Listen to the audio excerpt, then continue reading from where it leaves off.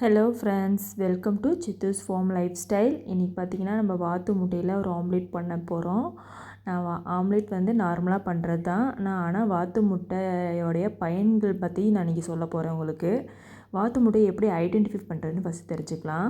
வாத்து முட்டை பார்த்து நார்மல் முட்டை மாதிரி தான் இருக்கும், ஆனால் வந்து பியூர் ஒயிட்டில் இருக்கும். அது நல்லா டிஃப்ரென்ஷியேட் பண்ணலாம். கோழி முட்டைக்கும் வாத்து முட்டைக்கும் நல்லா டிஃப்ரென்ஷியேட் பண்ணலாம். பார்த்திங்கன்னா ஓடு வந்து கொஞ்சம் மொத்தமாக இருக்கும். நார்மல் கோழி முட்டையும் உடச்சினா அப்படியே டக்குன்னு வந்து உடஞ்சிரும். இது வந்து பார்த்திங்கன்னா அப்படியே தோல் வந்து லப்பர் மாதிரி இழுக்கிறதுக்கே ஒரு மாதிரி லப்பர் மாதிரி இருக்கிற மாதிரி இருக்கும். அதுவும் இல்லாமல் அதோடய ஒயிட் கருவு இருக்குது பார்த்திங்கன்னா, அந்த ஒயிட் கருவும் என்னன்னா திக்னஸாக இருக்கும். நார்மல் கோழி முட்டையில் தண்ணி மாதிரி இருக்கும் அந்த ஒயிட் கருவு.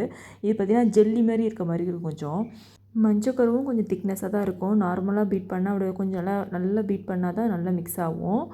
பார்த்திங்கன்னா அது குழந்தைங்களுக்கு சளி தொந்தரவு இருக்கிறவங்களுக்கு ரொம்ப நல்லது. இது சின்ன குழந்தைங்களுக்கு ரொம்ப நாளாக சளி தொந்தரவு பிரச்சனை இருக்குது அப்படின்ற மாதிரி இருந்ததுன்னா இந்த வாத்து முட்டையை நீங்கள் ரெகுலராக கொடுத்துட்டே வந்தீங்கன்னா அது நல்ல டிஃப்ரென்ஸ் தெரியும்.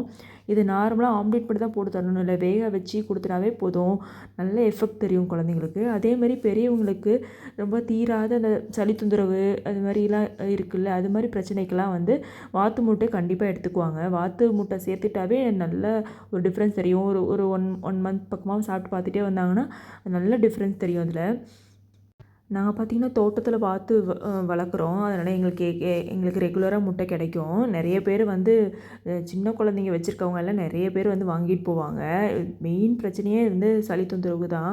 வயசானவங்களுக்கு தீராத பிரச்சனை, அந்த சளி தொந்தரவு இருக்கிறவங்க எல்லாருமே இது வந்து வாங்கிட்டு போவாங்க. ஸோ அதனால் வாத்து முட்டை ரொம்ப ஹெல்த்தி. உங்களுக்கும் கிடைச்சா கண்டிப்பாக மிஸ் பண்ணாமல் சாப்பிட்டு பாருங்கள்.